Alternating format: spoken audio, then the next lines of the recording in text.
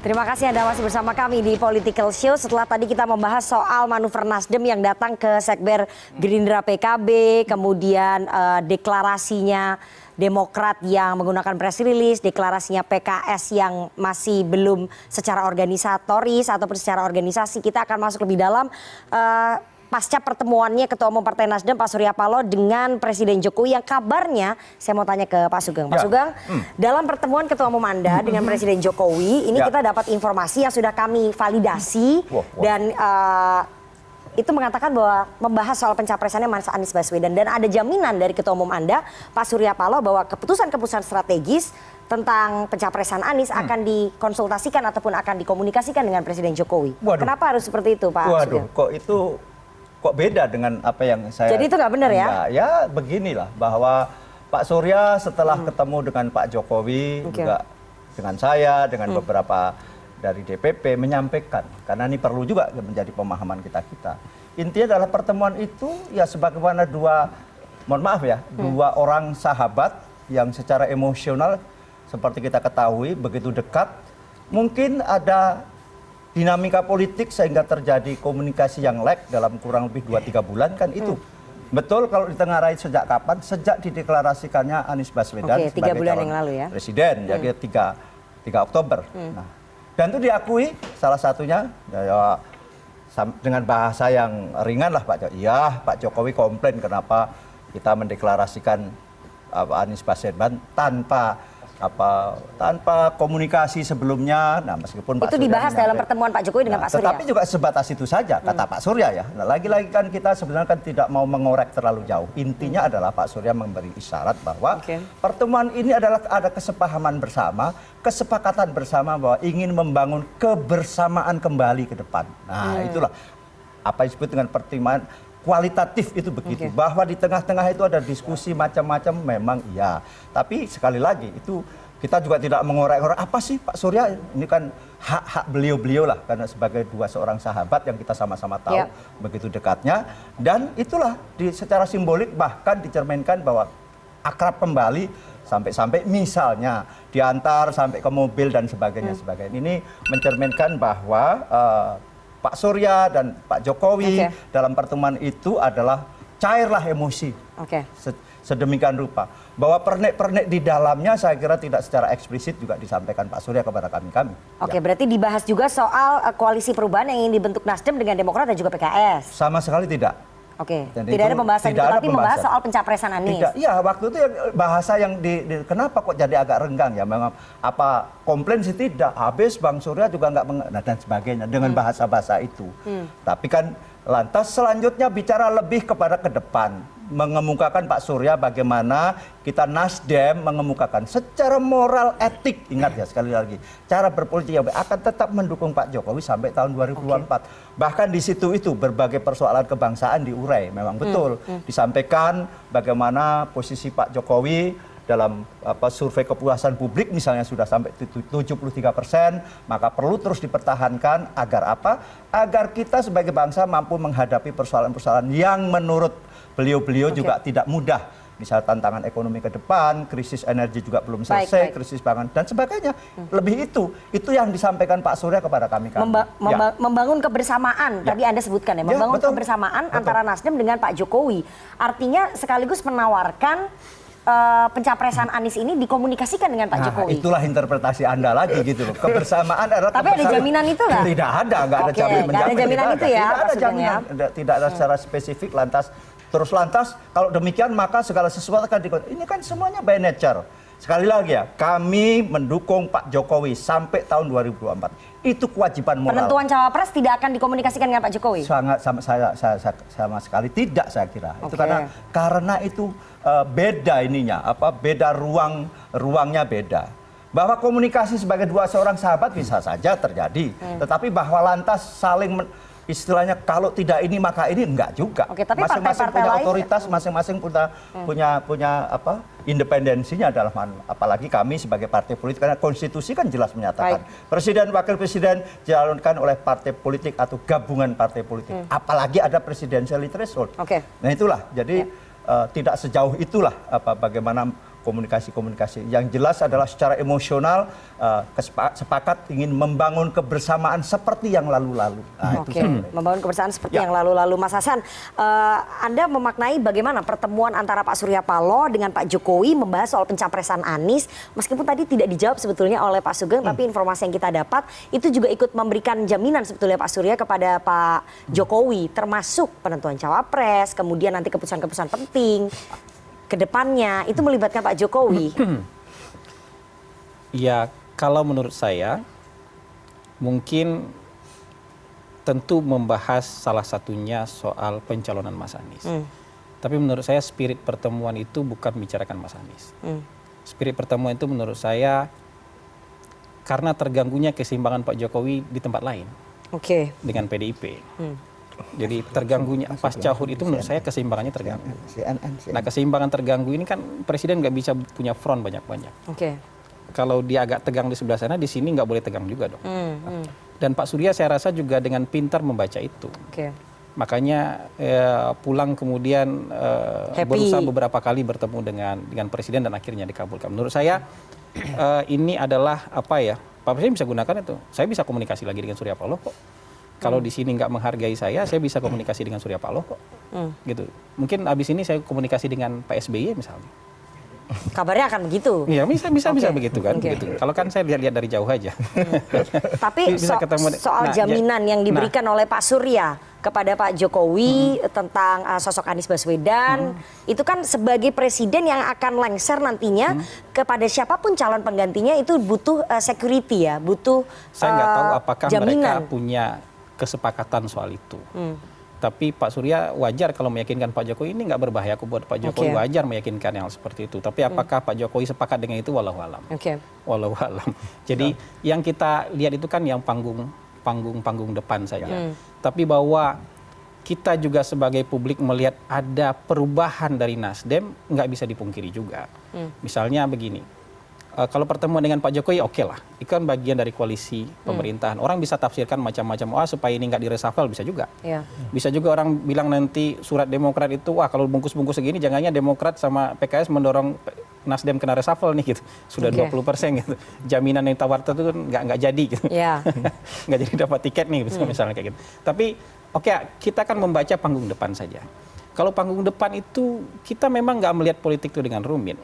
PKB dengan Gerindra ketemu sekali dua kali langsung bikin acara di Sentul. Kemudian nggak lama bikin sekretariat bersama. Nggak rumit kita lihat. KIB habis makan sekali dua kali, makan malam ketemunya habis itu tanda tangan MOU. Nggak rumit. Nah kalau ini kan memang kita mau nggak mau harus lihat agak rumit. Mas AHY tiba-tiba menurut publik, kita kan nggak tahu panggung belakang. Ada surat rilis yang memang tidak biasa itu, tapi di hari yang sama Wakil Ketua Umum Nasdem lagi main ke Sekber Gerindra PKB, bukan datang tiba-tiba ke DPP Demokrat peluk-pelukan. Oh terima kasih ya, akhirnya Anda juga deklarasi, enggak begitu. Tadi yang deklarasi mendadak tadi, seolah-olah nggak ada hari esok gitu, seolah besok mau ada bencana alam yang besar, jadi harus dideklarasikan hari ini. Gitu. Deklarasi dengan bangku-bangku yang menurut saya meja-meja yang kayak di pengungsian itu, itu menurut saya kan juga jadi tanda tanya gitu. Kenapa Nasdem nggak hadir? Pak Sugeng alasannya karena mimpin rapat Komisi 7. Mas Willy dari tempat lain. Tapi kan Nasdem nggak cuma 2 orang, ratusan Nasdem itu. Yang punya power, yang punya kedudukan itu kan ratusan. Oke lah Pak Surya Paloh nggak bisa hadir. Pak Sugeng Suprawoto nggak bisa hadir. Tapi juga kan di NTB. Yang lain saya kecil ini. Iya, saya nggak yakin Nasdem semuanya lagi di daerah hari ini. Sebagian besar ya, saya katakan begitu. Jadi pasti ada orang yang bisa diutus kalau misalnya memang tidak ada apa-apa. Tadi udah hadir bertiga menurut saya. Saya mau menjelaskan ini biar tidak menjadi isu yang persis tadi, bahwa betul saya memimpin rapat tuh sampai hampir jam 7 bahkan. Dan ini lantas saya kebetulan ada telepon dari Pak Surya. Kebetulan Pak Surya tidak sehat. Bisa dicek sekarang kebetulan kena demam berdarah. Semoga Pak Surya cepat sembuh. Ya, mudah-mudahan begitu. Dan itulah betul-betul, dan kami pun ya mohon maaf, minta maaf karena secara teknis sekali lagi. Sekarang semuanya sedang di NTB.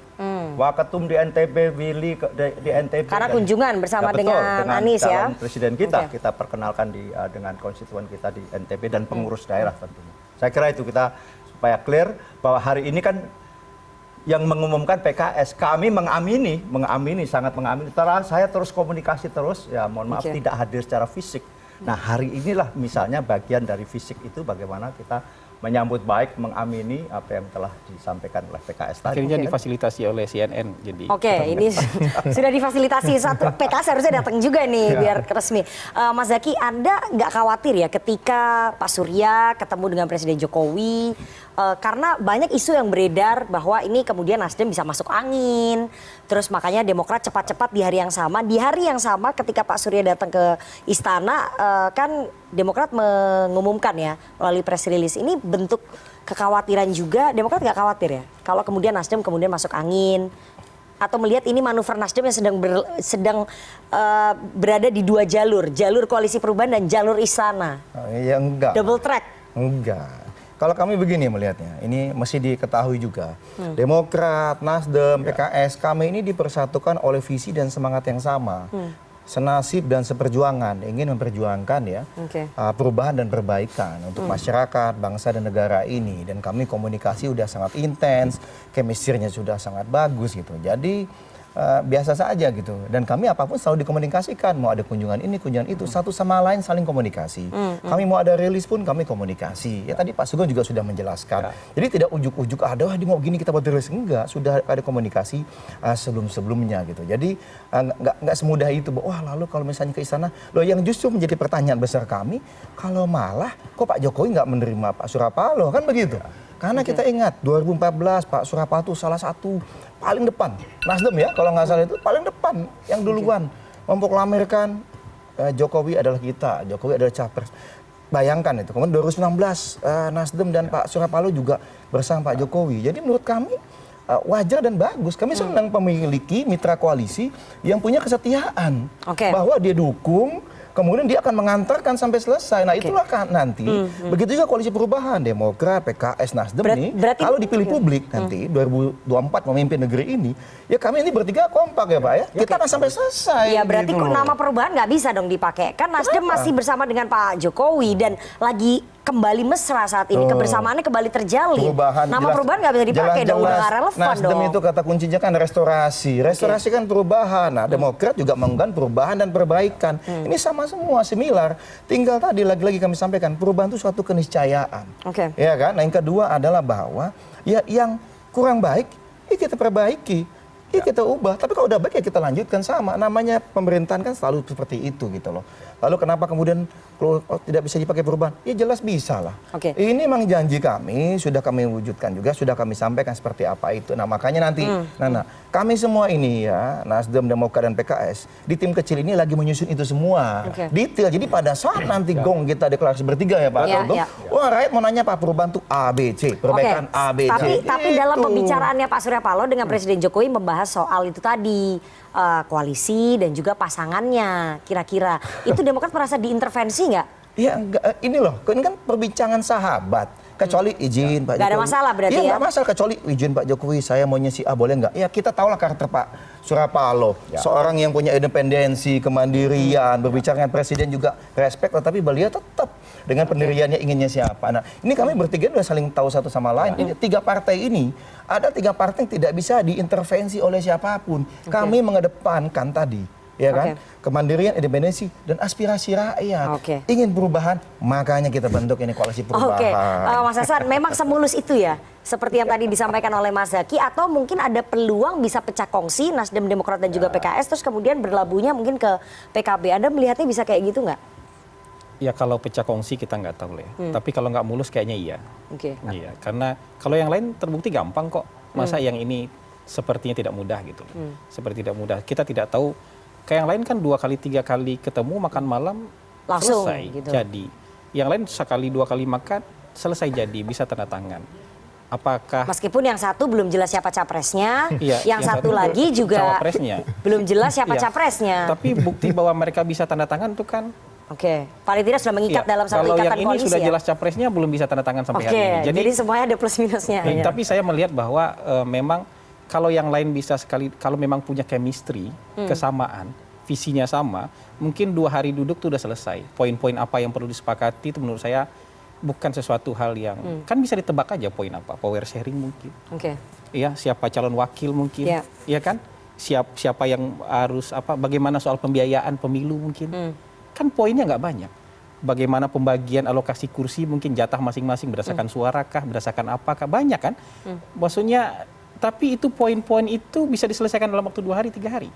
Dan kalau misalnya tim kecil ini, dengan segala maaf ini, kan nanti pasti habis berunding-berunding bawa pulang lagi nih. Iya. Tapi kalau misalnya yang punya otoritas duduk bertiga, besok kejadian itu selesai. Tapi sampai sekarang belum melihat Belum ada melihat itu. 3 petinggi dari partai Orang ini yang untuk punya duduk otoritas bersama. Untuk duduk bersama. Kita belum Oke, melihat itu dari bersama. PKS, dari Ketua Majelis Suro, Pak Salim Segaf. sudah Jadi berulang kali apakah kayaknya. pecah atau tidak, kita nggak tahu. Ketemunya Tapi dua-dua bahwa- begitu. Jadi nggak duduk bertiga, tapi Pak SBY ketemu dengan Pak Salim Segaf. Sementara Pak Surya mau bertemu dengan Pak Salim Segafnya masih ada di luar. Jadi belum duduk bertiga. Ya. Kalau duduk bertiga besok jadi itu sekretariat perubahan menurut saya. Oke, jadi masih kerumitan-kerumitan itu ya? Menurut saya pecah walau alam, tapi bahwa itu tidak gampang kayaknya iya. Kalau misalnya pun pecah walau alam tapi tidak gampang iya, kemungkinan kalau pecah bisa nggak berlabuh ke PKB? Iya, kemana saja bisa menurut saya. Secara Nasdem kan sangat concern sekali Kalau dengan benar suara 2 hari NU. lagi mau bertemu dengan Golkar kan berarti juga bisa dengan KIB. Oke, bisa dengan KIB, dengan Golkar. Saya mau tanya ke Mas Daniel. Mas Daniel, kabarnya elit Nasdem itu sudah bertemu dengan Caimin sebetulnya, jauh-jauh hari sebelumnya. Ya itu hal yang biasa memang kita kan selalu komunikasi. Menawari. Ya nggak tahu sih detail isinya menawari atau enggak, tapi ya ini judul kan maju mundur koalisi Anies Baswedan. Kalau maju kita saling mendoakan, kalau mundur Silakan ke sini gitu. Tapi kalau misalnya dari PKB ditawari Caimin atau Abdul Halim Iskandar, dua-duanya punya suara di Jawa Timur, sementara kita tahu bahwa Jawa Timur adalah battleground di Pilpres 2024, masa PKB nggak tertarik? Siapa yang nawarin? Nasdem? Belum problemnya. Oh, belum ada yang nawarin. Penjajakan? Nasdem kan pengennya Kofifa, Intinya karena battleground di Jawa PKB Timur. Gerindra itu solid. Jangan diadu-adu dong. Oke. Tapi kalau misalnya dari PKB, dari Caimin tidak dapat posisi cawapres di sana, kalau ditawarin di sini masa nggak mau bergabung? Enggak, kita masih fokus, ini hanya persoalan waktu. Kedua ketua umum berkumpul akan mengumumkan. Jadi masih optimis? Optimis banget. Jadi belum mau meninggalkan? Bukan belum mau, memang nggak pernah membahas itu. Oke. Pak Sugeng, itu tadi tawaran, benar nggak? Bahwa sempat ada tawaran ke PKB. Itu salah satu pimpinan Anda loh, menawarkan PKB bergabung. Maksudnya menawarkan agar PKB bergabung dengan Nasdem. Mengusung Mas Anies. Kalau memang deadlock ini dengan komunikasi Demokrat biasa PKS. itu, saya kira sekali lagi komunikasi biasa. Kita ini kan berbagai kemungkinan politik kan sama-sama kita gelar. Kenapa? Ada faktor yang dari inner faktor. Ada juga dari faktor eksternal yang itu bisa saja terjadi. Ingat ya bahwa dalam politik kan tidak selamanya apa yang ada di permukaan itu yang, tetapi ada juga faktor-faktor dominan bahkan mempengaruhi. Itu semua kita hitung. Kemungkinan kita hitung, bahkan sampai worst come to worst, kan begitu. Partai politik harus menyiapkan skenario itu. Kalau terjadi misalnya hal-hal yang tidak diinginkan pun, kami telah menyiapkan apa yang disebut sering mitigasi lah bahasa umumnya. Jadi mitigasinya ke PKB? Bukan mitigasi beda, itu kan komunikasi. PKB kita komunikasi, Gerindra kita komunikasi. Ini kan yang ada di permukaan seolah-olah tidak ada komunikasi. PDI tidak komunikasi. Saya sampaikan, dengan PDI pun kami komunikasi intens. Ayo coba. Memang jadi Bu Mega udah mau ketemu Pak Surya? Bukan lantas dengan simbolisasi itu, tidak gitu loh. Itu kan salah satu simbol. Tapi kami komunikasi intens dengan PDI, kami intens dengan Golkar, Gerindra, PKB, dan juga bahkan apalagi dengan 3 partai yang lain, yakni PKS dan Demokrat. P3, kami komunikasi. Bahkan elit-elit P3 sering komunikasi langsung. Itulah yang kita Tapi lakukan. posisi Jawa Timur, tokoh yang berasal dari Jawa Timur itu menjadi concern Partai Nasdem dong. Karena dari dialog saya 2 minggu yang lalu dengan Pak Gus Coy Effendi Koiri mengatakan bahwa Jawa Timur adalah battleground, kemudian Kofifa itu tentu saja menjadi salah satu pertimbangan. Tapi kalau Kofifa kan susah di PKB, ya udah misalnya Muhaimin Iskandar atau Abdul Halim Iskandar yang dekat dengan para kiai, masa itu nggak menjadi pertimbangan? Politik tidak selamanya linier begitu. Ingat.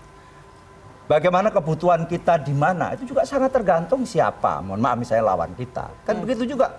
Ini mohon maaf bahwa tadi ini kan dari Anda seolah kita ini menjadi sesuatu banget kalau misalnya Jawa Timur lantas Khofifah. Itu bagian dari opsi-opsi dari sejumlah opsi yang kita mitigasi. Sekali lagi, politik tidak selamanya linier hitung-hitungannya bahwa kalau ini maka sangat tergantung faktor-faktor lain dan itu semuanya terus-menerus kami melakukan kajian-kajian dan juga itu untuk membuat keputusan-keputusan baik sifatnya kuantitatif maupun kualitatif. Survei adalah salah satu, sekali lagi survei adalah salah satu parameter. Oh, Nasdem sangat saya kira semuanya tahu lah, kita semuanya kawan semua itu. Dan bahwa tapi tidak satu-satunya. Kenapa? Karena ada politik yang tidak lantas semuanya linier begitu saja. Ada faktor-faktor lain yang kita juga hitung. Nah itulah kami dengan seluruh segenap jajaran DPP selalu menghitung segala sesuatu. Maka ada satu kesimpulan bahwa Nasdem tidak boleh tertutup. Nasdem harus menjadi partai terbuka, komunikasi kepada siapapun, meskipun ada proses kristalisasi itu pasti yang udah kita wujudkan dengan dua partai yang lain. Tetapi dengan partai lain tetap kita komunikasi secara intens. Dengan PDI sekalipun, dengan Golkar, apalagi dengan yang lain-lain juga demikian. PDI di highlight terus mungkin habis ini bisa ada yang nonton. PDIP menemukan, membuat pertemuan antara Pak Surya dengan Bu Mega ya. Memecah kebuntuan. Insya Allah. Oke, saya mau ke Mas Nabil. Mas Nabil masih bergabung? Oke, Mas Nabil, PKS terbuka nggak kalau misalnya nanti PKB masuk begitu ya? Tadi seperti yang dikatakan oleh Pak Sugeng, harus terbuka, mitigasi-mitigasi harus dilakukan kalau memang ada salah satu anggota dari Partai Koalisi Perubahan ini yang cabut gitu atau pergi. PKS terbuka nggak? Sebelum janur kuning melengkung, sebelum pendaftaran KPU ditutup, ya tentu kita akan terbuka terhadap semua komponen untuk bergabung dalam lokomotif perubahan ini. Jadi soal komunikasi kita pikir sesuatu yang biasa. Jadi kalau kita kemudian mengomentari Pak Surya Paloh ketemu dengan Pak Jokowi, justru itu adalah sebuah pelajaran politik yang baik untuk kita kepada publik bahwa dalam demokrasi kita yang semakin matang ini ada fatsun-fatsun politik yang dihormati bersama. Kita melihat bahwa itu bagian daripada komitmen teman kita, sahabat kita di Nasdem untuk kemudian memastikan bahwa bentuk dukungan politiknya itu juga masih dijaga, dirawat sampai dengan kontrak politiknya dihantarkan sampai dengan gerbangnya di 2024. Nah kalau kemudian ya, di saat bersamaan itu kita kemudian membangun langkah-langkah politik yang baru, ya tentu ini adalah bagian daripada persiapan kita menghadapi ya, pesta demokrasi kita di 2024. Sekaligus ini juga seharusnya bagi Bang Hasan Nasbi juga ini sesuatu sinyal yang baik yang harus disambut oleh publik bahwa ini juga menjadi salah satu langkah semakin maju memastikan bahwa seharusnya tidak ada lagi keraguan bahwa pemilu 2024 mendatang sudah di hadapan mata. Pemilu 2024 nggak akan ditunda. Itu janjinya Pak Jokowi. Tapi Mas Nabil terakhir ya, artinya PKS juga membuka komunikasi dengan partai-partai lain selain Demokrat dan juga Nasdem sebagai bentuk mitigasi. Pasti ada alternatif lain kan? Kalau misalnya nanti koalisi ini nggak jadi terbentuk kan nanti PKS ditinggal. Pasti ada komunikasi yang terjalin juga seperti Nasdem tadi. Ya, segala bentuk komunikasi kan tentu pasti akan dilakukan. Tapi kan komunikasi tergantung tujuannya. Kalau tujuan kita hari ini fokus kepada apa yang disampaikan juga Pak Herzaki, kita fokus ya semakin mengkonkretkan koalisi perubahan ini, semakin hari semakin maju ya, termasuk apa yang dilakukan oleh PKS hari ini. Jadi fokus komunikasi kita hari ini pada pencapresan Anies Baswedan. Yang lain tentu kita bangun komunikasi politik sebagaimana kita sebagai partai politik yang harus membuka komunikasi dengan segala kalangan. Tadi yang disampaikan oleh Mas Nabil, selama janur kuning belum melengkung artinya semuanya masih cair. Selama belum masuk ke akad nikah itu cari pacar di tempat lain juga nggak ada masalah kalau menurut Mas Nabil. Kalau yang saya simpulkan tadi, apakah teman-teman mahasiswa dari Universitas Syahid akan berpikir hal yang sama? Saya boleh sedikit gak? Silakan sebelum kita break nih Mas Hasan. Kalau sudah seyakin ini, persamaannya sudah sama-sama, semuanya ngomong sama, nggak ada perbedaan. Kenapa cari mitigasi? Kan jadi seolah kita tuh berlindung di balik kata-kata politik itu dinamis, politik itu adalah the art of possibilities. Itu jadi seolah-olah jadi justifikasi kalau suatu saat kata-kata kita nggak bisa dipegang. Kalau sudah sama semua seperti ini, ngapain cari mitigasi menurut saya? Kalau kami terbuka kok, walaupun kami sudah punya persamaan, tapi kami terbuka sama yang lain, ngapain gitu loh? Kan kita juga, masyarakat itu juga butuh fatsun dari politikus bahwa ada kata-kata yang bisa dipegang. Gitu, itu menurut saya. Saya jawab itu. Oke, Gitu. singkat. Ya, apa yang kita sudah tunjukkan kok, jelas kok kita, bukan memitigasi dalam konteks, mohon maaf ya, kalau dalam bahasa Jawanya menyar-menyir, tidak, kita firm sudah kok. Kita dari awal justru mencalonkan, apakah itu bukan sebuah sikap yang firm? Anies Rashid Baswedan. Mitigasi itu dalam konteks ini. Dalam konteks berbagai kemungkinan kebangsaan ini. Tidak sebatas dalam konteks. Ingat ya, kita berkomunikasi dengan partai-partai lain itu bukan berarti kita juga yang, ini juga kita diundang. Lagi-lagi bahwa apa diundangnya itu apa langsung atau tidak langsung, ini ada mekanisme politik yang sama-sama kita saling membutuhkan dalam konteks komunikasi. Kenapa? Ingat, dalam politik Indonesia tidak the single the winner takes all. Artinya apa? Pemenang pemilu pun harus tetap bekerja sama dengan siapapun karena konsep itulah yang akan terus kita bawa ke tadi sudah secara bagus dikemukakan oleh Bung Herzaki bahwa kalau nanti insya Allah telah meridhoi kita semua atas pilihan rakyat dan jadi presiden, kita juga akan mengembangkan politik dengan dimensi etik moral yang baik. Komunikasi tidak lantas seolah-olah kita tidak mau dengan itu, nggak boleh. Gitu karena jadi semuanya dirangkul ya. Iya, betul. Oke, kita lihat nanti. Kita lihat nanti apakah memang begitu pada saat pembagian kekuasaan karena kemarin-kemarin nggak seperti itu, agak sulit. Sepertinya kalau sudah partai-partai membagi kekuasaan ya itu dulu yang diutamakan. Kita setelah ini akan minta tanggapan dari teman-teman mahasiswa bagaimana mereka melihat soal konstelasi di koalisi perubahan ini, tapi kita harus jeda terlebih dahulu. Jangan kemana-mana, tetap bersama kami di Political Show.